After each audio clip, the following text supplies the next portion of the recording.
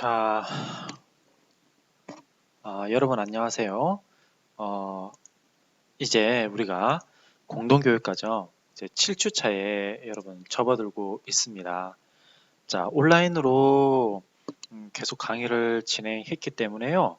우리가 비록 토론하고 또 토의할 수 있는 기회가 많이 없었습니다. 자, 이유는 바로 온라인 강의 때문에 그런 거지요.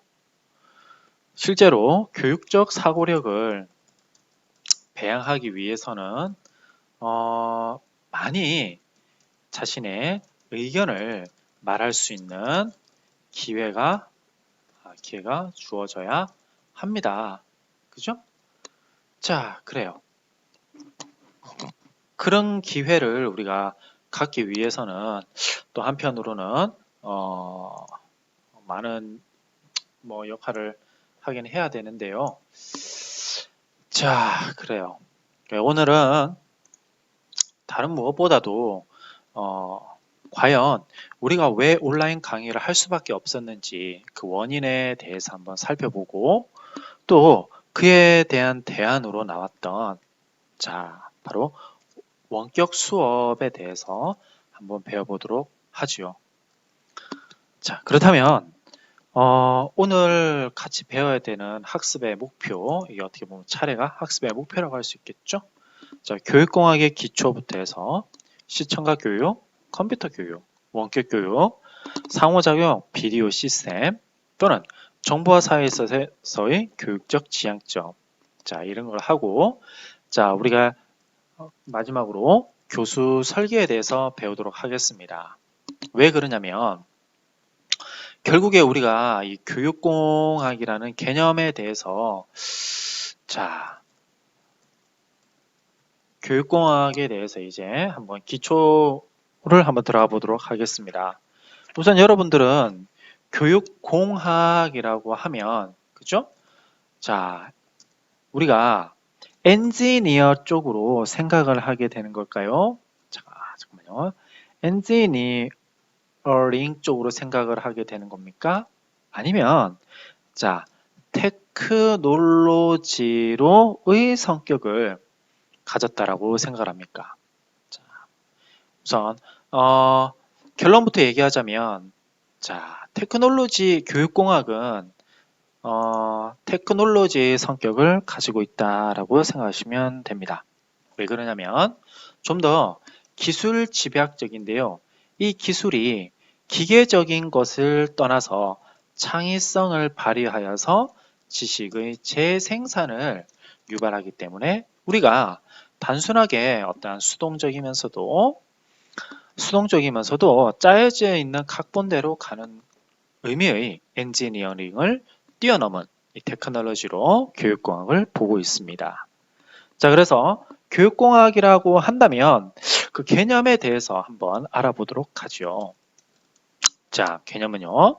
자, 교육공학이란 과학적이고 당연하겠죠. 잘 조작된 조직된 지식을 교육의 전 영역에 걸쳐서 발생할 수 있는 교육적인 문제의 해결을 위한 통합적이고 체계적인 과정이다라고 얘기를 할 수 있어요. 그죠? 자, 당연할 수밖에 없습니다. 여기서요. 과학적이라는 말은 우리가 예컨대 이럴 수도 있죠. 뭐합니까? 자, 여러 도구를 사용합니다. 예를 들자면 인터넷을 사용하고요. 또 컴퓨터도 사용합니다. 이것은 굉장히 하드웨어적인 하드웨어적인 측면에서 과학적이라고 얘기를 하겠지만 하드웨어적인 얘기를 할 수 있고요. 잘 조직되어진 지식이다라고 교육공학을 또 정의할 때 한 요소로 이렇게 뽑고 있는데요. 이때 우리가 잘 조직된 지식이다라는 것은 일종의 체계성을 가지고 있습니다. 체계성요. 다시 말하자면 어떠한 지식을 전달할 때 있어서 우리가 잘 전달하기 위해서는 그 목표에 맞는 어떠한 계획을 세워야 됩니다. 또 그 계획이 잘 갈 수 있도록 설계도 하면서 전략과 전술을 구사해야 되겠죠. 바로 이 계획 플러스 설계를 갖춰서 교육 목표 달성을 이뤄야 간다라는 것이죠. 그죠? 자, 그렇다면 이러한 교육공학이라는 것, 단순하게 여러분 여기서 보시면 자, 이런 개념, 즉 하드웨어적인 개념, 이걸 이렇게 한번 해보죠. 자, 이것은 우리가 소프트웨어적인 측면이다 라고 얘기를 해보겠습니다. 자, 그러면 교육공학이라는 것은 우리가 단순하게 들어봐서는 우리가 컴퓨터를 사용해서 교육을 하는 것이다 라고 바라볼 수 있지만, 자, 그것만이 교육공학은 아니에요. 자, 다시 말하지만 이 교수 설계 이론까지 가는 그 전 과정을 우리가 광의 개념으로서의 교육공학이라고 말할 수 있습니다. 그죠? 자, 그렇다면 자, 우리가 교육공학의 어떤 발전 과정을 간략하게 한번 생각해 봅시다. 여러분도 알 수 있겠죠? 맨 처음에는 시각 교육부터 진행이 되었겠죠? 그죠? 자, 보여주는 것으로부터 교육은 시작되었다고 할 수 있습니다. 그러면서 시청각 교육으로 발전이 된다라고 할 수 있겠죠? 그죠? 우리가 단순하게 어떠한 사과를 보여주고, 그죠? 그 다음에 어떠한 개념체를 보여주는 것에서부터 시청각 교육이라는 것은 자, 어떠한 거가 보여주는 것뿐만 아니라 실제로 듣게 만드는 거죠. 강의까지 해주는 거예요. 자, 그 다음에 시청각 커뮤니케이션이 이제 발전하게 되는 것입니다. 그래요. 자, 이제는 의사소통인 거죠. 이것이 자, 단방향일 수도 있고요. 단방향일 수도 있고요. 또는 쌍방향일 수도 있습니다. 물론 이 단방향일 때는 시간의 격차가 좀 나죠. 하지만 쌍방향일 때는 실시간으로도 할 수 있지만 한편으로는 자, 시간의 격차도 가질 수 있습니다. 우리가 나중에 배우겠지만 실시간으로 우리가 수업을 할 수가 있어요. 여러분 혹시 들어보셨는지 모르겠지만 자, 우리 유튜버들이 실시간으로 독자들과 이렇게 그렇게 소통하고 있죠? 이런 거 같은 경우는 실시간이에요. 하지만 자, 우리가 어떠한 강의 동영상을 올려주고 그 영상을 갖다가 나중에 댓글로 다세요. 지금 저희가 하고 있는 이 수업 방식도 어떻게 보면 주고받는 소통이 있는 거죠. 자, 하지만 시간의 격차가 서로 교수자와 학생들 사이에 있습니다. 이 같은 경우도 쌍방향이라고 할 수 있지만 자, 시간의 격차가 있다라고 할 수 있어요. 자, 그렇게 해서 이 모든 것들이 이제 자, 점차 이제 발전하게 되면서 교수 공학으로 넘어가게 되고, 이런 가르치는 것, 이때 이 교수는 좀 더 티칭의 개념에 좀 더 몰입되어 있다라고 한다면, 티칭 이렇게 써볼까요?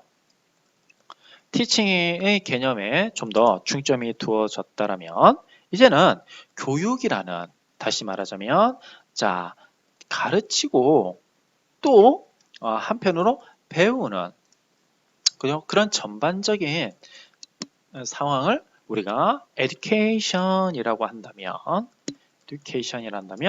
자, 이 education 내에 바로 교육공학의 개념이 들어왔다라고 볼 수 있는 것이죠. 자, 그래서 교육공학은 이런 식으로 발전되었다라고 여러분들이 보시면 될 것 같습니다. 그죠? 자, 그래서 지금 여러분들이 받고 있는 이 교육공학, 그죠? 바로 실시간 쌍방향이 아닌 일종의 쌍방향이긴 하지만 한편으로 조금 문제점들이 많죠? 그죠? 그런 문제점들. 자, 우리가 여기서 놓치면 안 되는 것이 그겁니다. 자, 지금의 원격 수업의 문제점에 대하여 방안을 제시할 수 있어야 한다가 바로 교육공학을 배우는 최종적인 목적이라고 여러분들이 보시면 됩니다. 그죠? 최종 목적. 자, 이번 수업 시간에, 그죠? 이번 수업의 최종 목표라고 합시다. 오케이. 자, 그러면 교육공학의 발전에 대해서 이렇게 알아봤는데요. 그렇다면, 자, 선생님이 이렇게 강의를, 지금, 다시 촬영하고 있습니다. 다시 촬영할 때가 있었는데요. 자, 강의를 다시 촬영할 수밖에 없었던 이유는 교수 매체가 제가 쓰고 있는, 자, 캠코더 프로그램이 잘못되어서 음성이 녹음이 안 됐습니다. 굉장히 난감한 상황이 발생된 거죠. 자, 그렇다면, 자, 간단하게 말해서, 자, 좋은 교육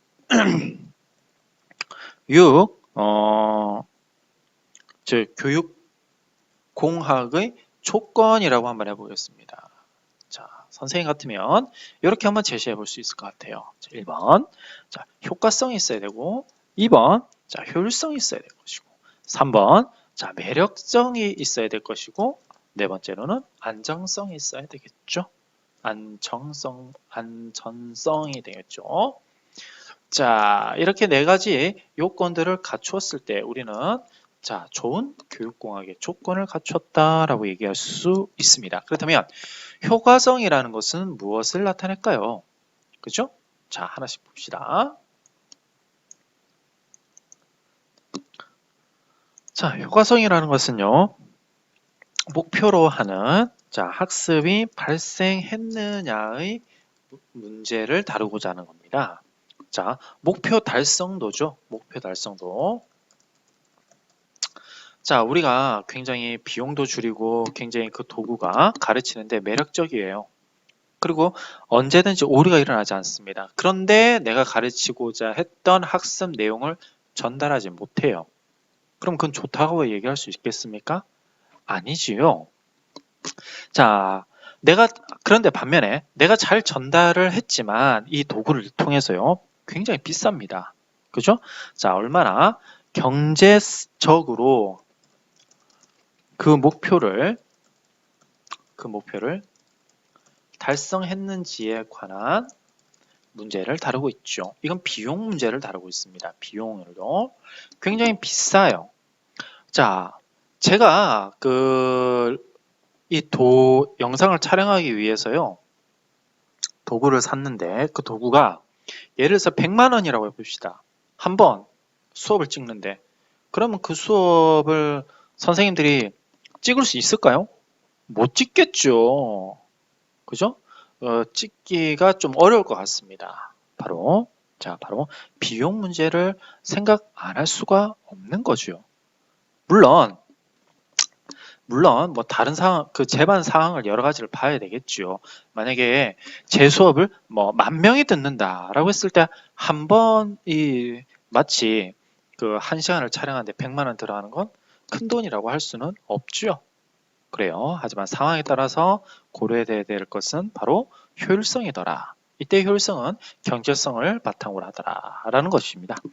매력성이라는 것은 자, 학습자와 교수자들이 자, 얼마나 그 과정을 즐길 수 있느냐 관한 문제인 것이죠. 자, 얼마나 즐길 수 있냐, 좋아하느냐라는 것입니다. 제가 이 도구를 사용해 가지고요. 자, 교수자만 굉장히 수월하게 사용하는 도구라고 해봅시다. 그러면 자, 소규의 성과를 달성할 수 없죠? 아이들이 그 수업을 듣지 않을 거예요. 그죠? 자, 반대로 아이들이 굉장히 원하는 수업의 형태가 있는데요. 자, 교수자가 그것을 너무 따라가지를 못해요. 교수자가 매력을 못 느끼면 또한 그죠? 그 수업을 진행하는 데 있어서 어려움이 있을 수 있겠죠. 자, 안정성이라는 것은 자, 교육 방법이 실천과 수행이 도덕적으로 문제가 없다는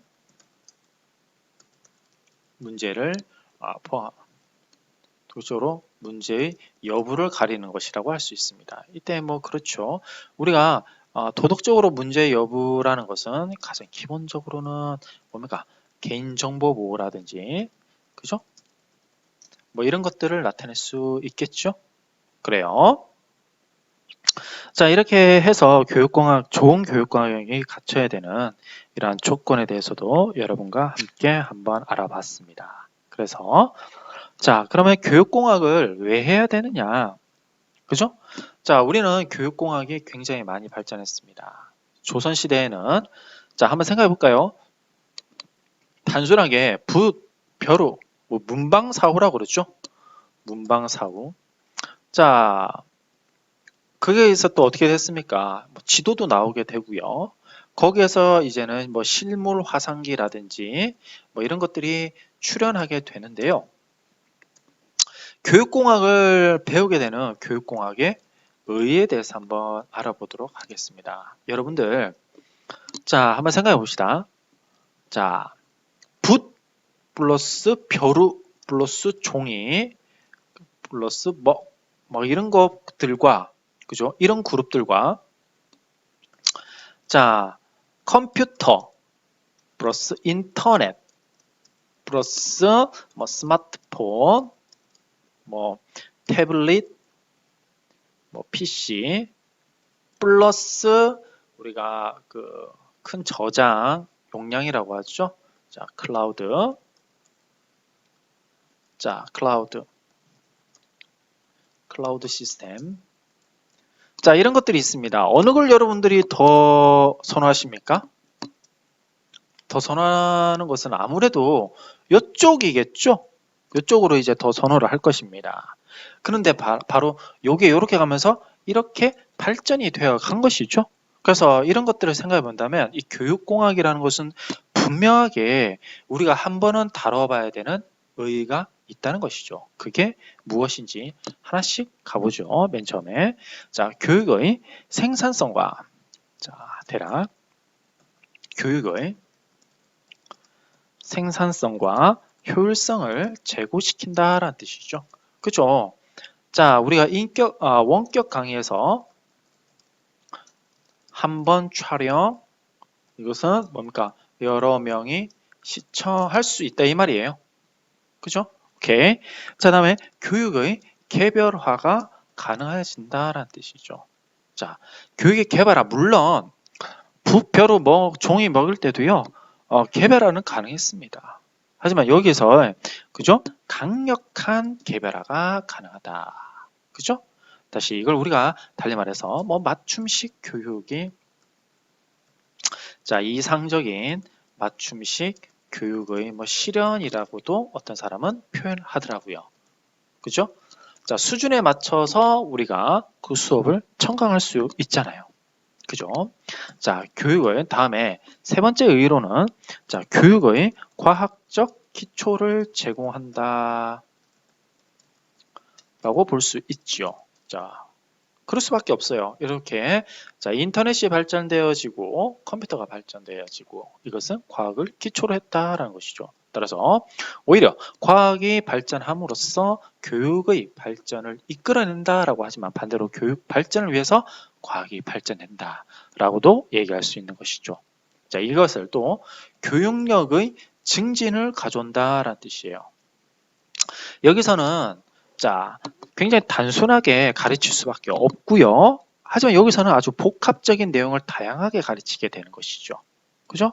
이것은 교육력의 증진이 되는 거예요. 그래서 예를 들면 암기식에서 우리가 창의식으로 이제 교육이 패러다임이 바뀌게 된다라고도 볼 수 있습니다. 다음에 학습의 즉시성을 제고시켜 주고요. 그때 이제 나오는 이슈 같은 것을 빨리 전파시키면서도 경험할 수 있게 만들어 주는 거죠. 그리고, 자, 교육의 기회 균등을 보장해 준다라고도 할 수 있어요. 물론, 자, 교육의 기회 균등이라는 건 이상적일 때 그렇다는 거지만, 자, 또 아닐 수도 있습니다, 여러분들. 이거 같은 경우는 조금 논란거리가 있지만, 이런 식으로 우리가 추구해야 될 방향이라고 한번 해봅시다. 자, 그래서 교육공학의 의의는 이런 식으로 우리가 한번 다뤄볼 수가 있는데요. 자, 그러면 하나씩 이제 시청각 교육부터 한번 보도록 하죠. 그래요.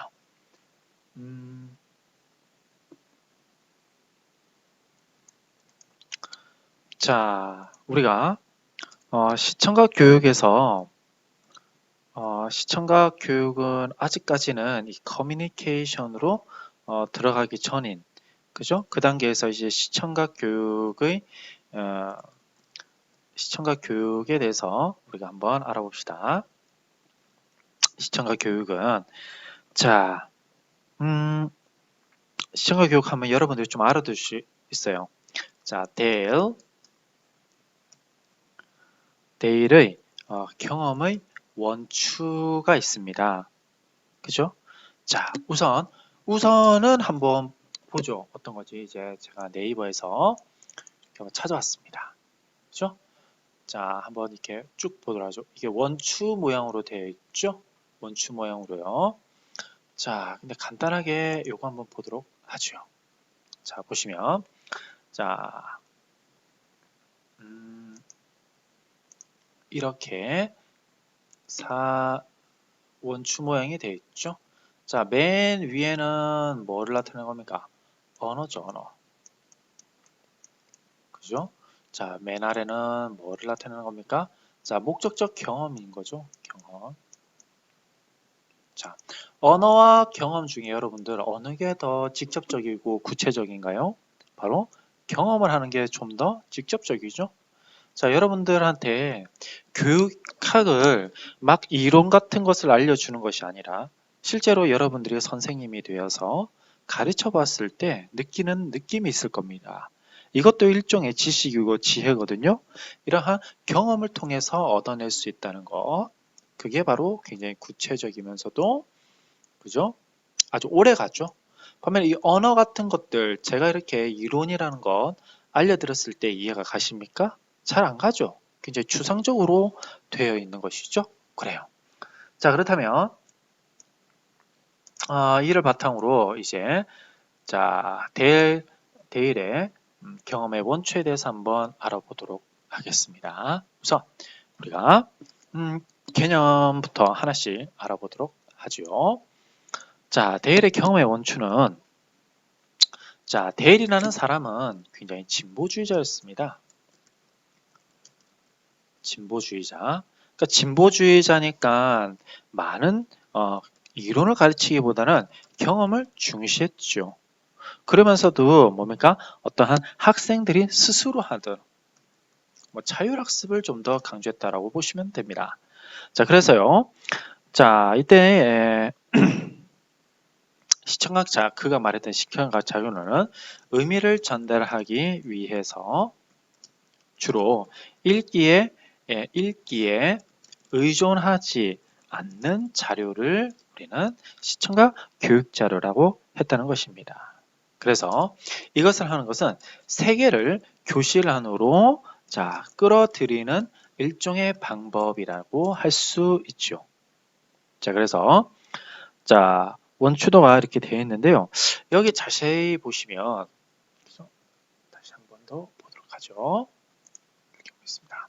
여기 보면 세 가지로 나눠지죠. 자, 첫 번째는 협동적 단계, 그 다음에 영상적 단계, 그 다음에 상징적, 추상적 단계라고 되어 있는데요. 이 협동적이라는 말은 달리 말해서 우리가 행동적 경험이라고도 얘기할 수 있습니다. 그래서 이렇게 한번 얘기를 해봅시다. 어떻게 하냐면 상징적 경험에서부터 시청각적 경험. 이때 시청각이라는 것은 영상적 경험을 다룬 거죠. 그 다음에 알아봐야 행동적 경험인데요. 이때 행동적은 협동적이라고도 얘기를 합니다. 그래서 바로 이 상징적으로 갈수록 굉장히 어떻더라? 그죠? 이쪽으로 갈수록 우리가 굉장히 추상성을 띠고 있더라. 반면에 행동적으로 갈수록 구체성을 띠고 있더라 라는 말을 드리고 싶네요. 그래서 근데 이때 이 상징성으로 올라갈수록 다시 특징을 한번 알아봅시다. 상위로 올라갈수록 그래요. 올라갈수록 추상성이 높아지도록 배열되어 있는 것이죠. 그죠? 자, 그러나 여기서 중요한 것은 학습이라는 것은, 자, 학습에 있어서는 직접적인 어떤 경험과 추상적인 어떠한 경험이 모두 필요한 것이죠. 아, 여러분도 그렇지 않습니까? 어떤 과학 실험에 대해서 자, 어떻게 하는 겁니까? 과학 실험에 대해서 직접 해보는 거죠. 나트륨을 물에 담가보면서 폭발 실험을 느껴본다라든지요. 자, 그리고 좀 뭐 현장 체험 학습 또 이런 거죠. 그 추상성이라는 것도 뭐에서 추상적인 경험이라는 것은 우리가 뭡니까? 예를 들자면 그죠? 이론을 배우는 것이라고 할 수 있습니다. 그죠? 그래서 학습이라는 것은 대일에 의하자면 자, 직접적인 경험과 추상적인 경험 모두를 가지고 있어야 된다라고 얘기하고 있습니다. 그래서 자, 상해로 추상을 잘 보시면 여러분들 이 추상성에서 요건 배우기 쉽겠죠. 경험하니까 어렸을 때부터 그죠? 근데 위로 갈수록 뭡니까? 시범, 견학, 전시, TV, 뭐 영화, 뭐 라디오, 시각 기호, 그다음에 언어. 이쪽으로 갈수록 어렵죠. 그죠?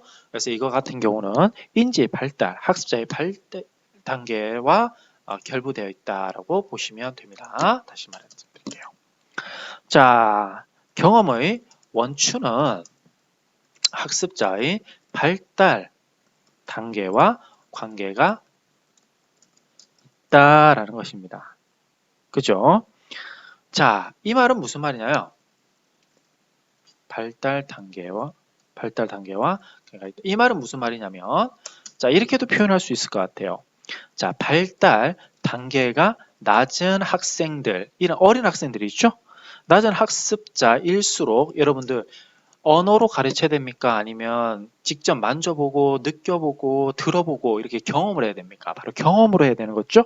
자, 직접적 경험에 가까운 방법으로 학습하도록 한다라는 것이 또 우리가 얻을 수 있는 교훈이라고 할 수 있겠네요. 좋아요. 하지만 자, 이런 것들은 다분히 교사 중심적으로 이렇게 분류되었다는 좀 그런 아쉬움도 있습니다. 그래요. 자, 그렇다면 이러한 이거 여러분들이 그 임용고시라고 하죠. 교사가 되기 위한 시험에서 자주 나오는 겁니다. 그래서 이거 같은 경우는 대일의 경험의 원추, 이거 발달 단계에 따라서 경험과 추상적으로 상위로 갈수록 언어에 가까워진다는 이러한 내용들을 꼭 알고 계시기를 바라겠습니다. 자, 그렇다면 우리가 이러한 시청각 교재 어떻게 보면 요법이 있습니다.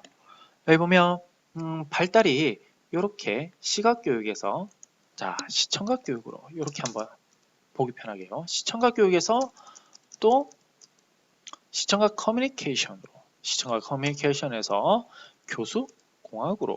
교수공학에서 교육공학으로 이렇게 발전해 나가는 과정에 있어서 우리가 중요한 것은 바로 수업이었던 거죠. 그래서 자, 우리가 수업을 하는데 어떠한 매체를 사용합니다. 그죠? 자, 수업 매체를 선정하는 데 있어서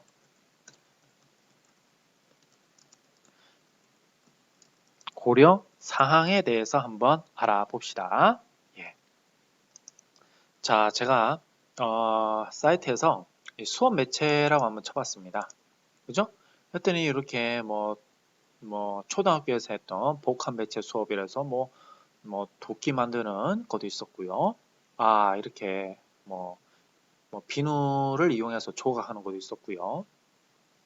이렇게 그림자로 해가지고 그림책 수업을 할 수도 있겠네요. 또는 색연필을 이용해서 그림도 그릴 수 있고요. 자, 이거 같은 경우는 뭐 자연에 그대로 들어가는 경우가 있을 수 있겠고요. 좋습니다. 자, 수업 매체에 보면 또 다른 것도 있습니다, 여러분들. 자, OHP라고 있죠? 여러분들 이런 거 지금은 사용하지 않습니다. 지금 빔 프로젝트로 많이 사용하니까요. 이런 것도 있었네요. 이거 오버헤드 프로젝터라고 얘기를 하는데요.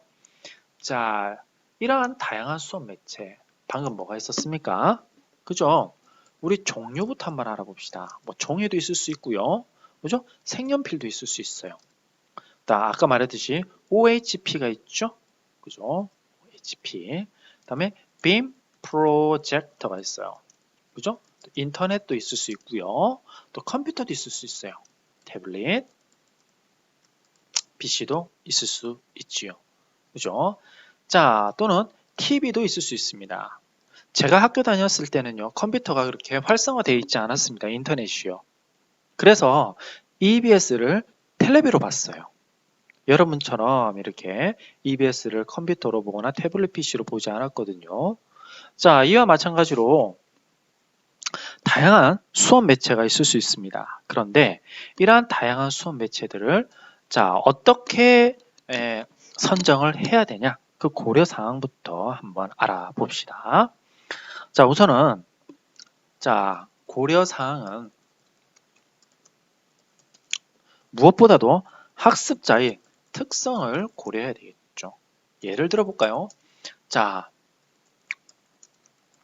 초등학생과 대학생이 있습니다. 그죠? 그다음에 자, 장애인과 또 비장애인이 있어요. 시각장애인이 있다 해봅시다. 그렇다면 이것을 보여준다는 것, 그거 자체는 문제겠죠? 오히려 보여주는 수업에서는 그 시각장애인들한테는 학습 기회를 박탈하는 상황이 될 겁니다. 그죠? 자, 그러면 학습 상황을 우선은 고려를 해야 되는 것이고요. 수업 매체를 고려할 때는 또 하나는 학습 과제의 특성을 고려해야 됩니다. 예를 들어 보겠습니다. 과학 실험과 그죠? 과학 실험을 직접 실험하는 경우와 과학 실험을 글로 배우는 경우 사례. 자, 여러분들은 어느 게 더 효과가 크다고 할 수 있습니까? 직접 해봐야 되는 거죠. 그죠? 직접 해봐야 됩니다. 근데 물론 아주 민감한 실험 같은 것들이 있어. 위험하거나 그런 실험 같은 건 안 될 수도 있겠지만 자, 실험을 해보면 우리가 그만큼 얻는 것들이 많죠. 그래서 수업 사태를 고려해야 합니다. 그죠? 지금과 같이 뭔가 전국의 모든 학생이 온라인으로 하고 있습니다. 자, 이렇게 하면 어떻게 되죠? 자, 이 환경이 굉장히 급격하게 바뀌다 보니까 서버라든지 또는 PC라든지 스마트폰이 공급이 안 되는 학생들이 있죠. 이런 학생들에 대한 고려도 역시 해야 되는 거죠. 다시 말하자면 수업 매체를 고려할 때 이런 부분도 생각을 해야 된다는 건데요. 다음에 취급 방법이나 수준을 고려해야 되겠죠. 그죠?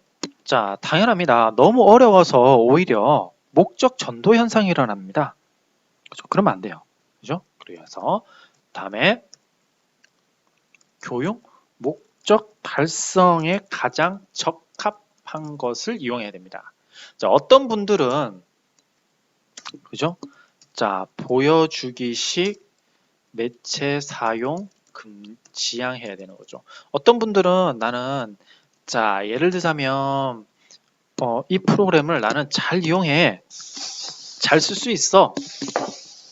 그죠? 자, 그렇게 해가지고 오히려 교육 목표 달성, 학습 그 목표 달성과 무관하게 학습 과제를 쓰는 경우가 있어요. 매체를. 그건 안 된다는 거예요. 그죠? 좋아요. 그래서 취급 방법이나 수준뿐만이 아니라 교육 목표 달성에 가장 적합한 것을 고려해야 된다라고 할 수 있겠죠. 그죠? 자, 이것을 우리가 이것을 우리가 또 이렇게도 말해볼 수 있습니다. 교육 목표와 이렇게 해보죠. 교육 목표와의 일치성이 있는가? 그죠? 자, 다음에 학습자에게 적합한가?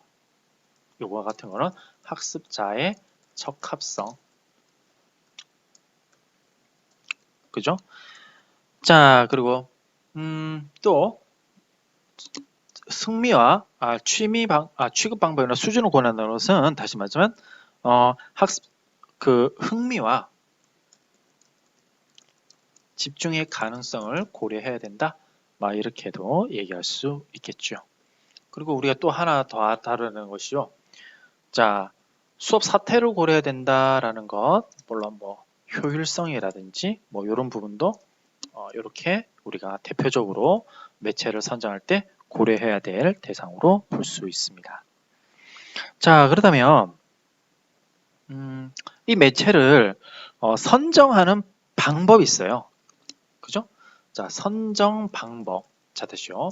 이러한 수업 매체를 고르는데 이러한 것들을 체계적으로 선정하는 방법이 있습니다. 자, 이거 같은 경우는 자, 여러 학자들이 얘기했는데요. 자,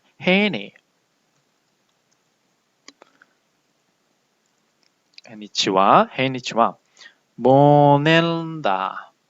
아이고, 제가 모넨다. 그다음에 러셀. 보통 러셀 모형이라고 해요. 자, 선정 방법은 이것은 여러분들 sure. 자, 이 같은 경우는요. 조금 이것 같은 경우도 굉장히 임용 시험에 많이 나왔던 그리고 자, 올해 시험에도 좀 나올 수 있습니다. 자, 그래서 이거 좀 알아두시는 게 좋을 텐데요. 자,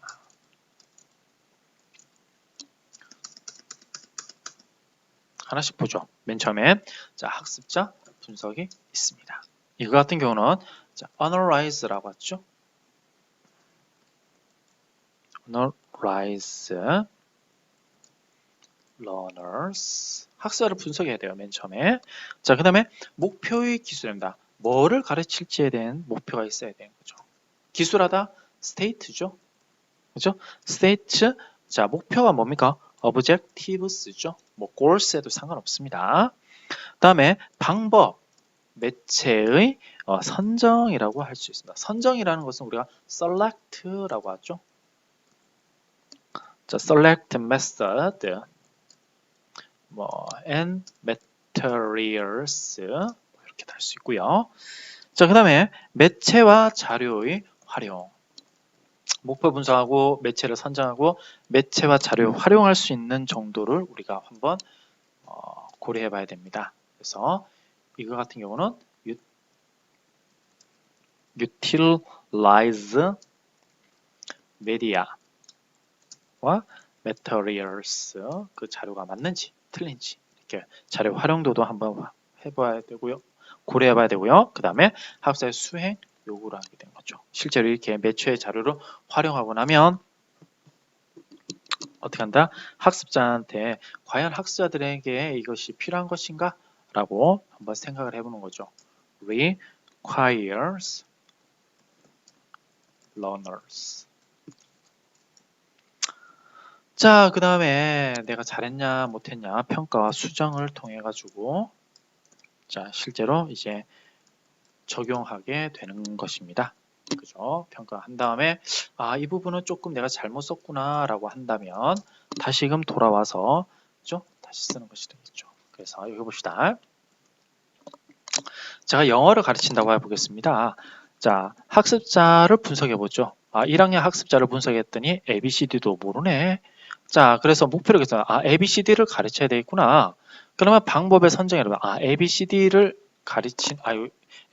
가르치는 데 있어서 무엇보다 더 중요한 것은 알파벳을 많이 보여주는 거야. 그래서 나는 자, 그림책을 이용하겠어. 그래서 그림책을 이용한 거죠, 매체. 그래서 아이들한테 그림책을 보면서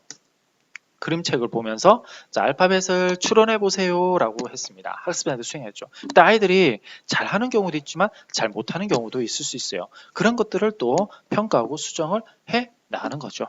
자, 그렇게 함으로써 자, 바로 교수 매체를 이렇게 한번 선정하는 절차 한번 알아봤습니다.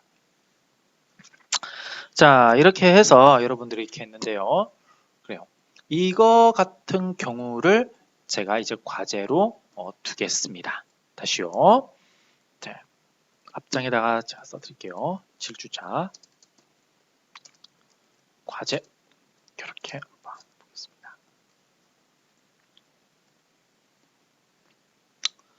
자,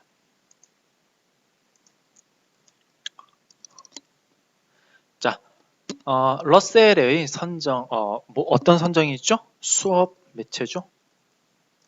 수업 매체 선정 방법은 이렇게 6가지 단계로 되어 있더라. 자, 이 위의 6단계를 활용한 자신만의 수업 매체 선정 예시를 댓글로 달아주세요. 자, 이거 과제입니다. 그래요. 이거 굉장히 많이 나오기 때문에요. 여러분들이 잘 알으셔야 됩니다. 제가 또 하나만 예를 들어 볼게요. 자, 학습자 분석을 해보겠습니다. 고등학교, 저 같으면 이렇게 하겠네요. 이렇게 해놓고, 자, 우리가 이런 것들을 실제로 해야 되는데, 고등학교 2학년,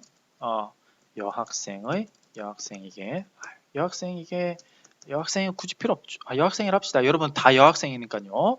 자, 고등학교 2학년 여학생에게, 자, 교육학을 가르치려고 한다. 근데 이 여학생들은 어떠한 여학생이라면, 자, 교사가 되려는, 그죠? 여학생들이 교육학을 가르친다. 목표의 기술이 되겠습니다.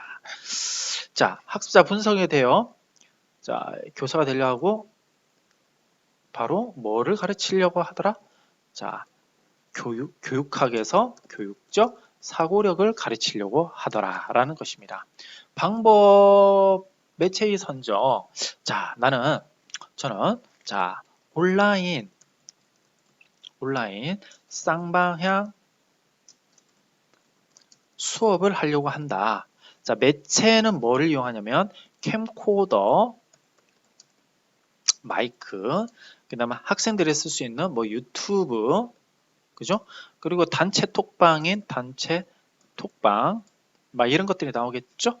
그다음에 이런 것들에 대해서 학생들이 충분히 모두, 자, 카톡을 사용하고 유튜브에 댓글을 달도록 한다 해서 뭐가 되는 겁니까? 그죠? 유튜브에 댓글을 달면서 출석 확인을 하더라. 하지만 여기서 평가는 뭐가 되는 겁니까? 자, 평가는 뭐가 되죠? 하지만 실시간 반응을 뭡니까? 볼 수 없다라는 것이 되겠죠. 그럼 이 부분을 어떻게 되는 겁니까? 이 부분을 수정해서 바로 어떻게 하면 실시간을 볼 수 있는 방안을 또 어떻게 합니까? 고려해서 여기로 또 가야 되겠죠. 학습자 분석하면서 어떤 매체를 써야 되는지. 자, 이거 여러분들 과제입니다. 댓글로 꼭 다셔야 됩니다. 좋아요. 이렇게 해서 우리가 시청각 교육까지 한번 살펴봤습니다. 자, 그 다음에 이게 바로 컴퓨터와 교육이죠. 자, 컴퓨터와 교육. 자, 이거 같은 경우도 역시 임용고시에서 많이 나오고 있습니다. 자, 우리가 이 같은 경우는 조금 쉰 다음에 진행을 하도록 하겠습니다. 네.